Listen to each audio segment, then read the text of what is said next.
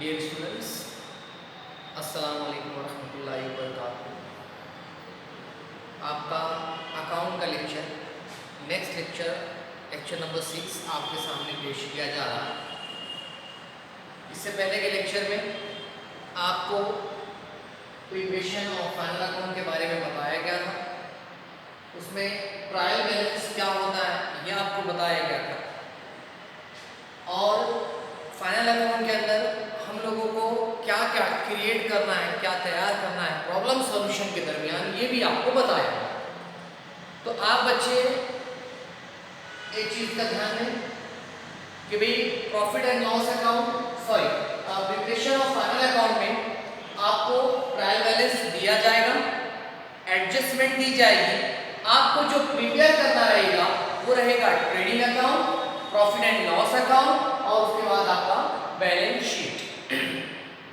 तो सबसे पहले हम आते हैं ट्रेडिंग अकाउंट की तरफ कि ट्रेडिंग अकाउंट कैसे तैयार होता है, ट्रेडिंग अकाउंट होता क्या है, ट्रेडिंग अकाउंट में किस चीज की एंट्री की जाती है, ये आपको समझाना है। तो सबसे पहले हम देखते हैं ट्रेडिंग अकाउंट क्या है। तो दिया हुआ है नीचे, trading account is a nominal account. आपने 11वीं में हमारे जो प्रिंसिपल्स हैं, जो रूल्स हैं अकाउंट के, उसके बारे में आपने बगौर पढ़ चुका है। आप एक चीज का ध्यान दें, हमारी अकाउंट राइटिंग 3 उसूलों पर मबनी है। उसके 3 प्रिंसिपल्स हैं, 3 रूल्स हैं जो आप लोगों को पता है, रियल अकाउंट, पर्सनल अकाउंट और nominal account. Real account, personal account और नॉमिनल अकाउंट। तो नॉमिनल अकाउंट क्या कहा गया है, ट्रेडिंग अकाउंट एक नॉमिनल अकाउंट है, बराबर। अब उसके बाद ये है ट्रेडिंग अकाउंट क्या शो करता है, क्या दिखाता है फाइनल अकाउंट के अंदर, या इन लास्ट साल के आखिर में हम जो फाइनल अकाउंट तैयार करते हैं उससे हमें क्या फायदा होता है, क्या चीज हासिल होती है, वो हमें देखना है। तो ट्रेडिंग अकाउंट क्यों बनाया जाता है, तो इसलिए बनाया जाता है कि trading account shows, trading account shows क्या शो करता है, द ग्रॉस प्रॉफिट और ग्रॉस लॉस। मतलब कंपनी का, फर्म का, बिजनेस का जो कुल मुनाफा होता है या कुल नुकसान होता है वो हमें शो करता है। ट्रेडिंग अकाउंट बहुत इंपॉर्टेंट होता है ट्रेडिंग अकाउंट कि भाई हम साल भर की जो एक्टिविटी होती है कोई भी बिजनेस की, कि उसने कितना माल खरीदा, कितना माल बेचा, कितने उसके अखराजात हुए, और भी अगर कुछ मामला हुए होंगे, तो ये सारी चीजें ट्रेडिंग अकाउंट में आती हैं। मैं भी आपको प्रोफार्मा, इधर आपके सामने प्रोफार्मा दिया हुआ है, मैं प्रोफार्मा में समझाऊंगा कि उसकी एंट्री क्या होती है। और बहुत सारी चीजें होती हैं जो फिक्स होती हैं, वो अपनी जगह से तब्दील नहीं होती, नहीं बदलती। तो हमें सिर्फ इतना याद रखना है कि ट्रेडिंग अकाउंट से हमें ग्रॉस प्रॉफिट और ग्रॉस लॉस मालूम करना होता है। उसके बाद इन द डेबिट साइड हम जानते हैं अकाउंट की 2 साइड होती है, एक डेबिट साइड होती है, एक क्रेडिट साइड होती है। तो यहाँ पर दिया है इन द डेबिट साइड, मतलब ट्रेडिंग अकाउंट के डेबिट साइड में all the direct expenses are recorded. Expenses 2 तरीके के होते हैं, एक डायरेक्ट एक्सपेंसेस और एक इनडायरेक्ट एक्सपेंसेस। हम इससे पहले पढ़ चुके हैं। डायरेक्ट एक्सपेंस क्या होता है, कोई भी अशिया, कोई भी चीज जब तैयार की जाती है तो अशिया की लागत में जो खर्च आता है, अशिया की लागत में जो खर्च आता है, मतलब रॉ मटेरियल कितना लगा, वेजेस कितना लगा, इलेक्ट्रिसिटी कितनी लगी, मतलब अशिया तैयार करने के ऊपर जो खर्च आता है उसे कहा जाता है डायरेक्ट एक्सपेंसेस। क्या कहा जाता है, डायरेक्ट एक्सपेंसेस।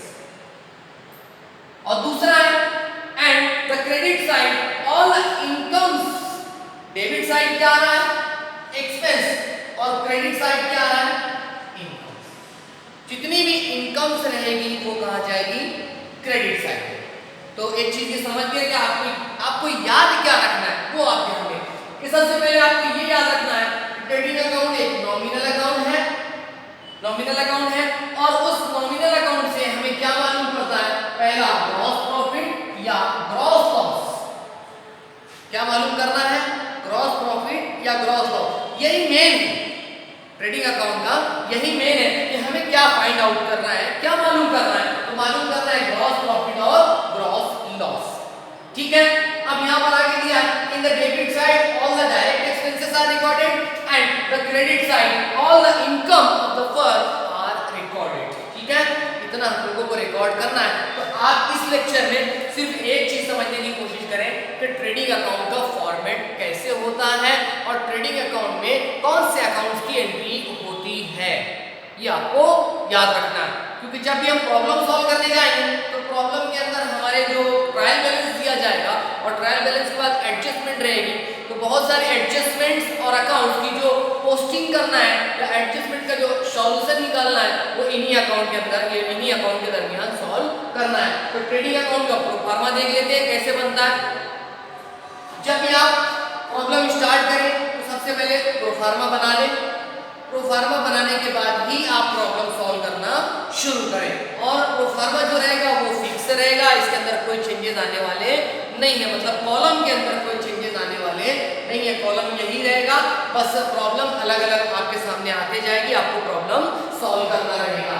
तो पहला है ट्रेडिंग अकाउंट, आगे लिखा है फॉर द ईयर, जो भी साल का रहेगा 2018, 19, 19, 20, 20, 21, अभी जो करंट ईयर चल रहा है, जो भी साल रहेगा उस साल का हमें अकाउंट क्रिएट करना है। तो आप कॉलम्स याद रखें, हमारी दो साइड होती है, ये सेंटर आपका, इस सेंटर में एक साइड आपकी डेबिट साइड जो यहाँ पर आपका लिखा हुआ है और एक साइड जो आपका क्रेडिट साइड होती है। लेजर हमारा जैसे क्रिएट करते हैं ये लेजर ही है, लेकिन नाम क्या दिया है, ट्रेडिंग अकाउंट, लेजर ही है, अब उसका नाम क्या दिया है, ट्रेडिंग अकाउंट। अब उसका कॉलम क्या दिया है, पहला कॉलम बड़ा कॉलम जो रहेगा पर्टिकुलर्स का, दो कॉलम आपको अमाउंट का लेना रहेगा, पहला एक इंटरनल कॉलम, दूसरा एक्सटर्नल कॉलम। ऐसे ही सेम जो रहेगा क्रेडिट साइड भी रहेगा, पहला कॉलम पर्टिकुलर्स का, दो कॉलम अमाउंट का, पहला इंटरनल, दूसरा एक्सटर्नल। उसके बाद सबसे पहले जो फिक्स चीजें हैं वो आपको फॉर्मेट में बताई जा रही है। जो फिक्स है मतलब इसमें अकाउंट से अंदर चेंजेस आ सकते हैं, अकाउंट कोई भी हो सकता है, यहाँ पर एंट्री कोई भी आ सकती है, लेकिन जो चीजें फिक्स है वो आपको नहीं बताना है। सबसे पहला जो आता है सबसे ऊपर on the top, the opening stock, opening stock ये आपको प्रॉब्लम में दिया रहेगा, बराबर। तो प्रॉब्लम में जो दिया रहेगा सिर्फ आपको लिखना रहेगा यहाँ पर उसके सामने ओपनिंग स्टॉक। उसके बाद दूसरा रहेगा नंबर उसी के नीचे टू परचेसेस, टू परचेसेस। अब परचेसेस जो लिखा है वो इंटरनल कॉलम में लिखा गया। क्यों लिखा गया इंटरनल कॉलम में, इसलिए लिखा गया है कि यहाँ पर कभी कभी ऐसा होता है कि जो माल खरीदा होता है उसमें से कुछ पीस डैमेज निकल सकता है, या एज पर ऑर्डर नहीं हो सकता, या हो सकता है टूट फूट गया होगा, या क्वालिटी बराबर नहीं होगी, मतलब बहुत सारे रीजन होते हैं, बराबर। माल खरीदा जो गया है तो कुछ माल ऐसा भी हो सकता है जो हमें वापस करना पड़े, रिटर्न करना पड़े, जिस पार्टी से हमने माल खरीदा है उसको रिटर्न करना पड़े। अब एग्जांपल लेते हैं कि भाई माल मैंने लिया है 1 लाख रुपए का, ये मेरा परचेज हो गया, लेकिन अब इसी में से मान लेते हैं 10,000 रुपए का माल एज पर ऑर्डर नहीं है, कि भाई जो ऑर्डर हमने दिया था वो नहीं है, कोई और माल चला आया या कोई और चीज हमारे पास गुड्स आ गई है, तो वो गुड्स क्या हो जाएगी, लेस हो जाएगी। तो हमारा ये क्या हो गया, रिटर्न हो गया। ये परचेज था 1 लाख का, 10,000 का हमने रिटर्न कर दिया, तो हमारा एक्चुअल परचेज कितना हो गया, फिर 90,000 का। एक्चुअल परचेज कितना हुआ, 1 लाख का? जी नहीं, वो एक्चुअल परचेज कितना हुआ फिर, 90,000 का। क्यों, हमने 10,000 का गुड्स जो है पार्टी को रिटर्न कर दिया, आउटवर्ड कर दिया, वापस कर दिया आउटवर्ड। तो इसीलिए यहाँ पर फॉर्मेट के अंदर जो नेक्स्ट दिया हुआ है लेस रिटर्न आउटवर्ड।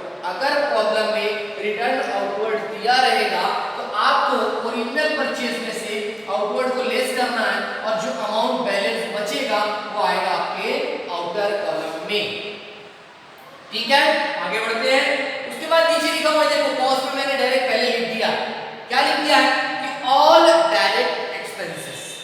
मैंने डायरेक्ट एक्सपेंसेस के बारे में बताया कि भाई अशिया तैयार करने के ऊपर जो खर्च आता है, बराबर, तो वो डायरेक्ट एक्सपेंस कहलाता है। तो जो भी खर्च आएगा, जैसे दिया हुआ है फ्रेट, रॉ मटेरियल हम मंगाते हैं, रॉ मटेरियल मंगाने के बाद जो किराया होता है उस किराए को कहते हैं फ्रेट। क्या कहते हैं, फ्रेट, ये किराया ही है। तो अशिया ट्रांसपोर्ट के जरिए जब आती है, जाहिर सी बात है हमारा कॉस्ट ऑफ प्रोडक्शन ट्रांसपोर्ट की वजह से बढ़ेगा, बराबर, या कॉस्ट ऑफ गुड्स बढ़ जाएगा, तो ये चीज सामने आती है। तो फ्रेट जो रहेगा वो क्या रहेगा, डायरेक्ट एक्सपेंस। तो अगर फ्रेट दिया रहेगा तो आपको कहां लिखना है, ट्रेडिंग अकाउंट के डेबिट साइड। इसी तरह दिया हुआ है टू वेजेस। वेजेस आप जानते हो मजदूरी होती है, पगार होती है, तो ये वेजेस भी मजदूरों को जो खर्च दिया जाता है वो भी कहां आएगी, ट्रेडिंग अकाउंट के डेबिट साइड। नीचे लिखा है टू मोटिव पावर, ये सिर्फ आपके लिए एक एग्जांपल से लिखी हुई है, जरूरी नहीं या ये और भी दूसरे एडजस्टमेंट आ सकते हैं, है ना। हम लोगों को पहचानना रहेगा कौन सा एक्सपेंस डायरेक्ट है, कौन सा एक्सपेंस इनडायरेक्ट है, बराबर। हम लोगों को डायरेक्ट एक्सपेंस पहचानना पड़ेगा। तो जो डायरेक्ट एक्सपेंस रहेगा वो यहाँ आएगा जब हम प्रॉब्लम सॉल्व करेंगे, ट्रायल बैलेंस में हमें हमारे सामने लिखा रहेगा, बराबर। तो आप लोगों को उस वक्त समझ में आएगा कि कौन सी एंट्री कहाँ करना है, किस चीज को कहाँ लिखना है, बराबर। तो यहाँ पर रहेगा मोटिव पावर, ये आपको एग्जांपल दिया है, तो मैं समझता हूँ आप समझ गए। डेबिट साइड में पहला ओपनिंग स्टॉक, उसी के फौरन नीचे परचेसेस, उसके बाद लेस आउटवर्ड, फिर थोड़ा सा गैप देकर आपको लिखना है डायरेक्ट एक्सपेंसेस जो भी आएंगे वो आपको लिखना है। अब क्रेडिट साइड क्या दिया है, पहला ये फिक्स फॉर्मेट है, पहला बाय सेल्स, अब जो सेल्स दिया रहेगा वो भी आपको इंटरनल कॉलम में लिखना रहेगा। क्यों लिखना रहेगा, अब माल जब खरीदा था तो हमने वापस किया, दैट इज आउटवर्ड हो गया, लेकिन अब माल बेचा है, हो सकता है आपने भी कोई मिस्टेक की होगी, या इस पर ऑर्डर माल नहीं किया हो गया, या डैमेज पीस चला गया होगा, या खराब पीस चला हो गया, पैकिंग में मिस्टेक हुई होगी, बहुत सारे प्रॉब्लम होते हैं। तो माल जो बेचा है वो भी तो रिटर्न आ सकता है किसी रीजन की वजह से, तो इसीलिए सेल्स को क्या किया गया है, इंटरनल कॉलम में लिखा है। अब इंटरनल कॉलम में लिखने के बाद अब जो माल बेचा है वो वापस आ रहा है, that is called inward of goods. उसको क्या कहा जाता है कि भाई इनवर्ड हो रहा है, माल क्या है हमें वापस आ रहा है। अब जब माल रिटर्न आ रहा है, वापस आ रहा है, तो उसकी टर्म की गई है इनवर्ड। जो आपने वापस किया था दैट इज आउटवर्ड, जो आपको वापस आ रहा है दैट इज इनवर्ड। क्लियर, तो ये क्लियर हुआ। तो यहाँ पर एक चीज सामने आई, अब उसमें क्या करना रहेगा, एक्चुअल जो सेल आपका हुआ है, अब उसी की मिसाल एक बार और ले लेते हैं। यहाँ परचेस किया था, अब आपने माल जो सेल किया है वो ले लेते हैं, आप 1 लाख रुपए का माल आपने सेल किया है, टोटल सेल। अब हमको 20,000 रुपए का माल क्या होता है, रिटर्न आ जाता है। 20,000 का माल क्या आया, रिटर्न आ गया। अब रिटर्न आने के बाद हमारा जो एक्चुअल सेल है वो कितना है, फिर 80,000 का, that is actual sale. Actual sale कितना हो गया, 80,000 का। तो इसी तरह जब हमने सेल की एंट्री करके रखी है यहाँ पर 1 लाख रुपया, तो हमें क्या करना पड़ेगा, यहाँ 20,000 20,000 को लेस करके हमारा क्या आएगा, एक्चुअल सेल 80,000। ये भी फिक्स रहेगा, इसमें कोई चेंजेस आने वाले नहीं।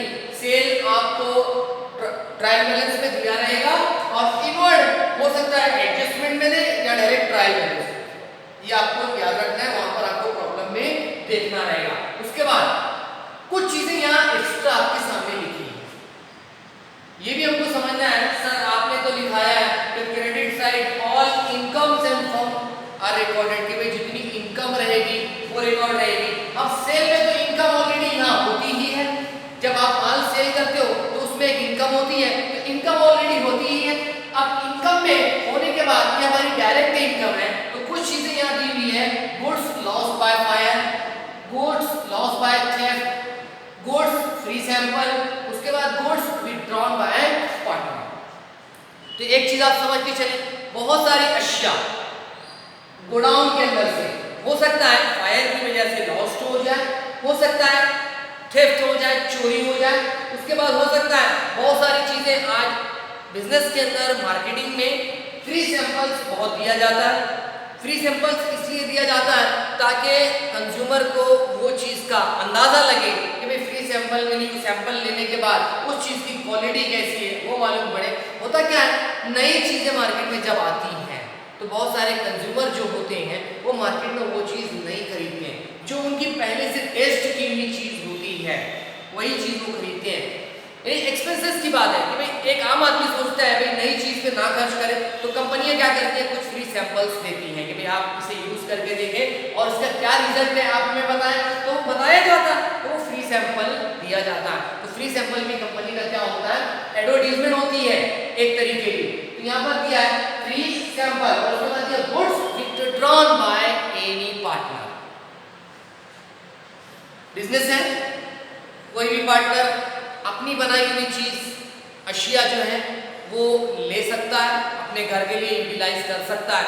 तो आपको ये याद रखना है कि जब भी एडजस्टमेंट के अंदर कभी ऐसा कोई एडजस्टमेंट आया कि भाई गुड्स लॉस्ट हो गया फायर की वजह से, नुकसान हुआ है, बराबर, तो ऑलरेडी जो सेल हुआ रहेगा वो तो माल बिक चुका है, लेकिन ये ताल्लुक किससे है, सेल का ताल्लुक गुड्स से है, सेल का ताल्लुक किससे है, गुड्स से है। इसीलिए यहाँ पर लिखा हुआ है गुड्स लॉस्ट बाय फायर। अगर आग की वजह से, आग लगने की वजह से अगर अशिया जलती है तो उसकी एंट्री हमको कहाँ करना है, ट्रेडिंग अकाउंट क्रेडिट साइड। उसके बाद goods lost by theft, goods lost by theft, चोरी हो जाता है, अशिया चोरी हो जाती है किसी वजह से। अब अशिया चोरी हो गई तो वो भी कहाँ आएगी, ट्रेडिंग अकाउंट क्रेडिट साइड, ये भी आप ध्यान रखें। उसके बाद फ्री सैंपल, ये भी आएगा ट्रेडिंग अकाउंट क्रेडिट साइड। उसके बाद goods withdrawn by any partner, अगर कोई गुड्स जो है लेकर जाता है, चोरी पार्टनर लेकर जाता है तो वो भी एंट्री कहाँ आएगी, ट्रेडिंग अकाउंट क्रेडिट साइड। अब आपको क्या करना है, जब अगर ये एंट्री हो जाती है तो मैंने पहले ही बताया कि ट्रेडिंग अकाउंट क्यों बनता है, हमें मालूम करना है ग्रॉस प्रॉफिट या ग्रॉस लॉस, इसलिए ट्रेडिंग अकाउंट हम बनाते हैं। तो हमें सबसे पहले अब ये देखना है कि किस साइड की टोटल ज्यादा है, क्रेडिट साइड की टोटल ज्यादा है या डेबिट साइड की टोटल ज्यादा है। हमें इंटरनल कॉलम की टोटल करने की जरूरत नहीं है, इंटरनल कॉलम की टोटल जो अमाउंट आएगा इसके टोटल करने की जरूरत नहीं है। हमें जो सिर्फ टोटल करना है वो एक्सटर्नल कॉलम की टोटल करना है। किसकी करना है, एक्सटर्नल कॉलम की। तो जो भी टोटल आएगी आपको यहाँ लिखना रहेगी, बराबर। अगर डेबिट साइड ज्यादा है तो आपको यहाँ लिखना रहेगी, बराबर। तो आपको देखना है डेबिट साइड ज्यादा है या क्रेडिट साइड ज्यादा। अगर क्रेडिट साइड ज्यादा रहेगी तो बैलेंस कहाँ लिखेगा, डेबिट साइड में। अगर क्रेडिट बैलेंस रहेगा तो जो क्लोजिंग बैलेंस आएगा वो कहाँ दिखेगा, डेबिट साइड में। और अगर डेबिट बैलेंस रहा या डेबिट साइड की टोटल ज्यादा रहेगी तो हमें जो क्लोजिंग बैलेंस दिखेगा वो कहाँ दिखेगा, क्रेडिट साइड में, बराबर। अब यहाँ क्रेडिट साइड की टोटल ज्यादा रहेगी और डेबिट साइड की टोटल कम रहेगी, तो क्रेडिट साइड में से आप क्रेडिट साइड में से डेबिट साइड की जो टोटल रहेगी वो माइनस करोगे तो आपका जो आएगा वो रहेगा ग्रॉस प्रॉफिट। डेबिट साइड की टोटल में से क्रेडिट साइड की टोटल माइनस करोगे तो आपका आएगा ग्रॉस प्रॉफिट। अब अगर ये चीज उलट रही, बराबर, डेबिट साइड की टोटल ज्यादा है और क्रेडिट साइड की टोटल कम है, तो यहां पर क्या होगा, फिर debit side minus credit side, तो आपका जो बैलेंस आएगा या जो बिजनेस का बैलेंस आएगा वो रहेगा ग्रॉस लॉस,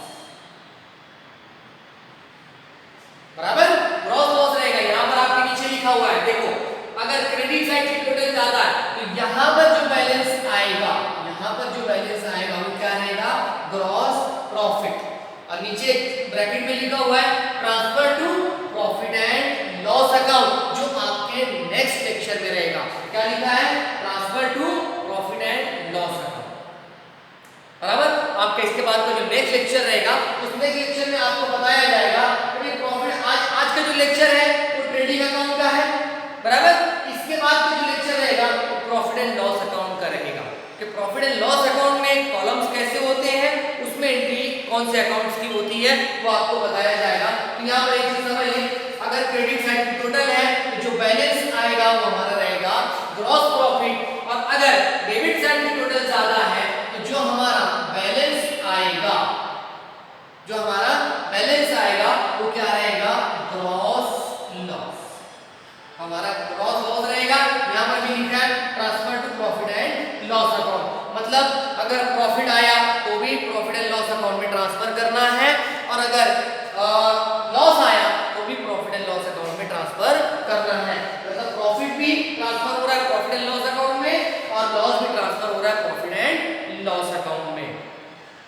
तो एक चीज आप समझ लें कि ट्रेडिंग अकाउंट कैसे बनता है ये आप जहन में रखें, उसके फॉर्मेट को जहन में रखें और उसके जो कॉलम्स दिए हुए हैं उसको आप जहन में रखें। उसके बाद जो अकाउंट्स मैंने बताए हैं कि भाई पहले क्या लिखना है, ये सब फिक्स जो फिक्स होता है वो बता दे रहा हूँ, टिक कर रहा हूँ कि भाई ओपनिंग स्टॉक फिक्स होता है, परचेजेस फिक्स होता है, रिटर्न जो है वो फिक्स होता है। उसके बाद बाय सेल फिक्स होता है, लेस रिटर्न आउटवर्ड फिक्स होता है। उसके बाद क्लोजिंग स्टॉक भी होता है, फिक्स होता है। क्लोजिंग स्टॉक में कोई चीज आएगा नहीं, ये भी क्लोजिंग स्टॉक भी आपके अपने ट्रायल बैलेंस में दिया होता है। जैसे ही हमारा एडजस्टमेंट आएगा तो हम उसको क्लोजिंग स्टॉक को यहाँ एंट्री करेंगे। डायरेक्ट आउटर कॉलम में जो है इसकी एंट्री की जाती है, इसको इंटरनल कॉलम में लिखने की जरूरत नहीं है। तो आप बच्चे ट्रेडिंग अकाउंट अपने बुक्स में, नोटबुक पे आप लिखें। सबसे पहले आप हेडिंग डालें ट्रेडिंग अकाउंट के जो लाइंस दिए हुए हैं ये आप लिखें, है ना। लिखने के बाद आप उसी के नीचे फौरन आप प्रोफार्मा ऑफ ट्रेडिंग अकाउंट करके आप प्रोफार्मा बना के रखें। जैसे बना हुआ है सेम बना के रखें, ताकि जब प्रॉब्लम सॉल्व करेंगे तो आपका ये रिपीट हो जाएगा, आपके जहन में सारी बातें रहेगी। तो नेक्स्ट लेक्चर जो रहेगा इसके बाद का रहेगा profit and loss account. Thank you very much.